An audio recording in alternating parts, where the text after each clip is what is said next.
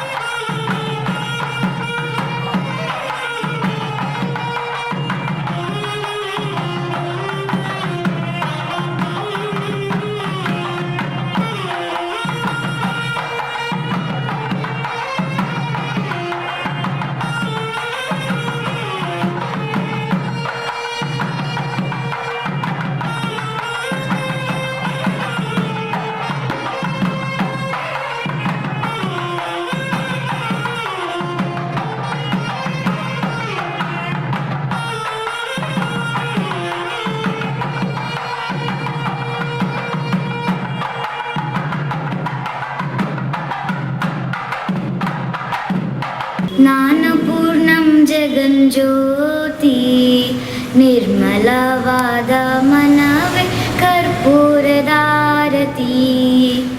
ಜ್ಞಾನಪೂರ್ಣಂ ಜಗಜ್ಯೋತಿ ನಿರ್ಮಲವಾದ ಮನವೇ ಕರ್ಪೂರದಾರತಿ. ಅನುದಿನ ಗುರುವಿನೊಳನುಗೂಡಿ ಭಕ್ತಿಯಲ್ಲಿ, ಅನುದಿನ ಗುರುವಿನೊ ಅನುಗೂಡಿ ಭಕ್ತಿಯಲ್ಲಿ ಜನನ ಮರಣ ರಹಿತ ಜಂಗಮಕ್ಕೆ ಬೆಳಗಿರಿ. ಜ್ಞಾನಪೂರ್ಣಂ ಜಗಜ್ಯೋತಿ ನಿರ್ಮಲವಾದ ಮನವೇ ಕರ್ಪೂರದಾರತಿ. ನಾನೇನೆಂಬುದ ಬಿಡಿರಿ, ಸದ್ಗುರು ಪ್ರಾಪ್ತಿ ಜ್ಞಾನಿಗಳೊಡನಾಡಿರಿ. ಇವತ್ತು ನಾವು ಸಾಮೂಹಿಕವಾದಂತಹ ಸತ್ಯನಾರಾಯಣ ಸ್ವಾಮಿ ಪೂಜಾ ಕಾರ್ಯಕ್ರಮವನ್ನು ಮಾಡಿದ್ದೇವೆ. ಕಾರ್ಯಕ್ಕೋಸ್ಕರ ಮಾಡಿದ್ದೀವಪ್ಪ ಅಂತ ಹೇಳಿದರೆ, ಇವತ್ತು ನಮ್ಮ ಒಂದು ಗ್ರಾಮ ಸುರಕ್ಷೆಗಾಗಿ ಲೋಕ ಕಲ್ಯಾಣಾರ್ಥವಾಗಿ ನಾವು ಇವತ್ತು ಬೆಳಗ್ಗೆ 7 ನಮಗೆ ಯತೀಶ್ ಪುರೋಹಿತರು ಅವರ ಸಂಘಟನೆಗಳು ಉತ್ತಮವಾದಂತಹ ಒಂದು ಶಾಸ್ತ್ರೋಕ್ತವಾಗಿ ನಮಗೆ ಕಾರ್ಯಕ್ರಮವನ್ನು ಮಾಡಿಕೊಂಡಿದ್ದಾರೆ.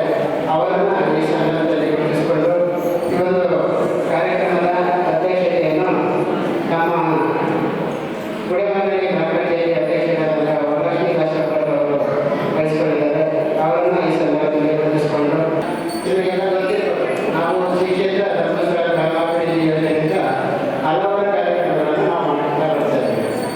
ಪೂಜ್ಯ ಆಶಯ ಏನಪ್ಪ ಅಂತ ಹೇಳಿದರೆ, ಮಹಿಳೆಯರು ಸ್ವಾವಲಂಬನೆಯಾದಂತಹ ಜೀವನ ನಡೆಸಬೇಕು.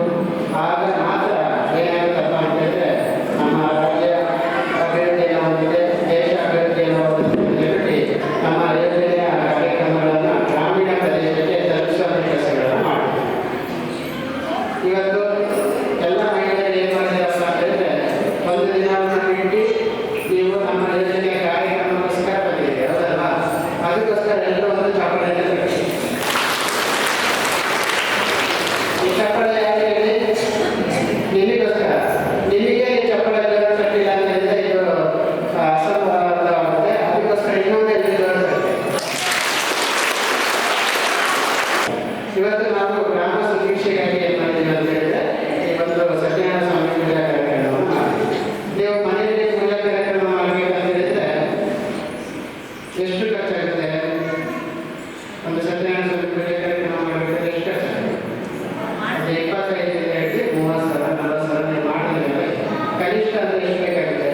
25,000 ರೂಪಾಯಿ 30,000 ರೂಪಾಯಿ. ಅದು ನಾವು ಇವತ್ತು ಏನು ಮಾಡಿದ್ದೀವಪ್ಪ ಅಂತ ಹೇಳಿದ್ರೆ, ಎಲ್ಲರೂ ಕೂಡ ಮನೆಗಳಲ್ಲಿ ಮಾಡಲಿಕ್ಕಾಗಲ್ಲ. ಆದರೆ ನಮ್ಮ ಸಂಘದ ಸದಸ್ಯರಿಗೆ ಹೆಲ್ಪ್ ಆಗಬೇಕನ್ನೋ ಒಂದು ದೃಷ್ಟಿಕೋನವನ್ನು ಇಟ್ಕೊಂಡು ಇವತ್ತು ಏನು ಮಾಡಿದ್ದೀವಿ ಅಂತ ಹೇಳಿದ್ರೆ, ಗುಡೆಮಾರನಹಳ್ಳಿಯಲ್ಲಿ ನಾವು ಶಿವಕುಮಾರ ಸ್ವಾಮಿ ಸಭಾಭವನದಲ್ಲಿ ಇವತ್ತು ಸಾಮೂಹಿಕ ಸತ್ಯನಾರಾಯಣ ಸ್ವಾಮಿ ಪೂಜಾ ಕಾರ್ಯಕ್ರಮವನ್ನು ಹಮ್ಮಿಕೊಂಡಿದ್ದೀವಿ. ಆ ಕಾರ್ಯಕ್ರಮದಲ್ಲಿ ಕೆಲವು ಜನ ಬೆಳಗ್ಗೆ ಭಾಗವಹಿಸಿದ್ದೀವಿ. ತುಂಬ ಖುಷಿಯಾಗಿದೆ. ಕಾರ್ಯಕ್ರಮದಿಂದ ನಿಮಗೆ ನೀವು ಮನೆಯಲ್ಲೇ ಮಾಡಿದಷ್ಟೇ ನಿಮಗೆ ಏನೆಲ್ಲ ಶ್ರೇಯಸ್ ಸಿಗಬೇಕು ಅಷ್ಟೇ ಶ್ರೇಯಸ್ಸು ಇವತ್ತೇನು ಪೂಜೆ ಮಾಡಿದ್ದೀವಿ ಇದರಲ್ಲಿ ನಿಮಗೆ ಶ್ರೇಯಸ್ಸು ಲಭಿಸುತ್ತೆ. ಇದರಲ್ಲಿ ಮುಖ್ಯವಾಗಿ ನೀವು ಗಂಡ ಹೆಂಡತಿಗೆ ಕೊಡಬೇಕಂತ ಹೇಳ್ಬಿಟ್ಟು ಏನಿಲ್ಲ. ತಂದೆ ತಾಯಿಗೆ ಕೊಡ್ಬೋದು, ತಾಯಿ ಮತ್ತು ಮಕ್ಕಳು ಕೊಡ್ಬೋದು, ಅಣ್ಣ ತಂಗಿಯನ್ನು ಕೊಡ್ಬೋದು, ಅಕ್ಕ ತಂಗಿಯನ್ನು ಕೊಡ್ಬೋದು. ಕುರಿತಂಥ ಸಂದರ್ಭದಲ್ಲಿ ನಿಮಗೆ ಏನಾಗುತ್ತಪ್ಪ ಅಂತಂದರೆ ಈ ಪೂಜೆಯ ಶ್ರೇಯಸ್ಸು ನಿಮಗೆ ಸಿಗುವಂಥದ್ದು. ಈ ಪೂಜೆಯನ್ನು ಮಾಡೋದ್ರಿಂದಾಗಿ ಭಗವಾನ್ ವಿಷ್ಣು ಆರಾಧನೆ ಆಗುತ್ತೆ. ಜೀವನದಲ್ಲಿ ಶಾಂತಿ ಮತ್ತು ಸಮೃದ್ಧಿ ಮತ್ತು ಸಂತೋಷ ಸಿಗುತ್ತೆ. ಯಾವುದೇ ಒಂದು ಕೆಲಸಗಳನ್ನು ಮಾಡಬೇಕಂದ್ರೆ ಏನಾಗುತ್ತಪ್ಪ ಅಂತಂದರೆ ಈ ಪೂಜೆಯನ್ನು ಮಾಡೋದ್ರಿಂದ ಯಶಸ್ಸು ಸಿಗುತ್ತೆ.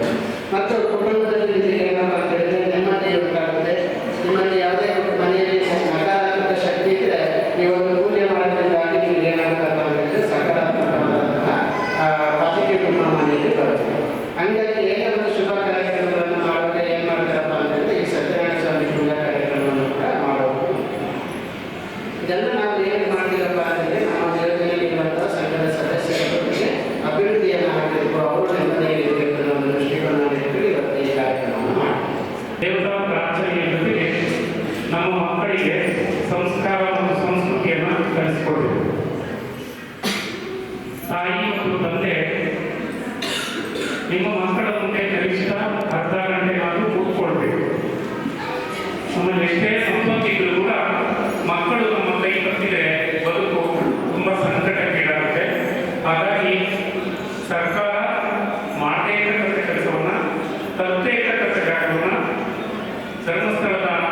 ಸಂಸ್ಥೆ ತಲುಪಿದೆ. ಪರಮಪೂಜ್ಯರಾದಂತಹ ಪೂಜ್ಯ ಹೆಗಡೆಯವರನ್ನ, ಮಾತೃಶ್ರೀ ಅಮ್ಮನವರನ್ನ, ಸಂಸ್ಥೆಯ ಎಲ್ಲ ಪದಾಧಿಕಾರಿಗಳನ್ನ ಸನ್ಮಾನಗಳಲ್ಲಿ ಪ್ರಾರ್ಥನೆ ಮಾಡೋಟ ಈ ಗುಡೇಮಾರನ ಹಳ್ಳಿಯ ಕಲಾರಿ ರಂಗಪ್ಪ ನಾಯಕ ಎಂಬಾತ ಮಾಗಡಿಯಲ್ಲಿ ಮಣ್ಣಿನ ಕೋಟೆ ಅಂತಿರ್ತಾನೆ. ಸಾವನ್ನೂಪದಲ್ಲಿ ಅಭಿಷೇಕ ಮಾಡ್ತಾನೆ. ಸಾವರಾಯ ಸಂಪಾದರಾಯ ಹೇಳಿ ಪರಮೋಪಯುಕ್ತವಾದಂತಹ ಸ್ಥಳದಲ್ಲಿ ನಡೀತಾ ಇರ್ತಕ್ಕಂಥ ಕಾರ್ಯಕ್ರಮ ಯಶಸ್ವಿಯಾಗಿ ಹೆಣ್ಣು ಮಕ್ಕಳು ಮನೆಯ ಮಂದಾದೀಪ, ಎರಡು ಮನೆಗೆ ಹುಟ್ಟಿದ ಮನೆ ಮತ್ತು ಕೊಟ್ಟ ಮನೆಗೆ. ಹಾಗಾಗಿ ಮಕ್ಕಳ ಬೆಳವಣಿಗೆಗೆ ಇದೆಲ್ಲ ಶ್ರಮ ಇದೆ. ಅಂತರಂಗದ ಸತ್ಯ ದೇವರನ್ನ ಪೂಜಿಸುವುದು, ಪ್ರಾರ್ಥನೆ ಮಾಡುವುದು, ಗುರು ಹಿರಿಯರನ್ನ ಸ್ಮರಿಸಿಕೊಟ್ಟ ಅವರ ಮಾರ್ಗದರ್ಶನದಲ್ಲಿ ನಡೀಬೇಕು. ಕುಟುಂಬ ಚೆನ್ನಾಗಿದ್ರೆ ಊರು ಚೆನ್ನಾಗಿದೆ, ಊರು ಚೆನ್ನಾಗಿದ್ರೆ ನಾಡು ಚೆನ್ನಾಗಿದೆ, ದೇಶ ಚೆನ್ನಾಗಿದೆ, ವಿಶ್ವ ಚೆನ್ನಾಗಿದೆ. ಈ ಮಾಗಡಿ ಪುಣ್ಯ ಭೂಮಿಯ ಒಂದೊಂದು ಕಣಕಣವೂ ಧನ್ಯ. ಅದರಲ್ಲಿ ದೊಡ್ಡದಾಗಿರು ನಿಮ್ಮಲ್ಲಿ ಕೆಂಪೇಗೌಡರಿಗೆ ಲಿಂಗಧಾರಣೆಯನ್ನು ಮಾಡಿಸಿ 68 ಶಿವಶರಣ ಮಠಗಳನ್ನು ಕಟ್ತಾರೆ. ಜಗತ್ತಿನಲ್ಲಿ ಯಾವುದಾದರೂ ಧರ್ಮ ಇದ್ರೆ ದಯೆ ಇಲ್ಲದ ಧರ್ಮ ಅದಾವಯ್ಯ.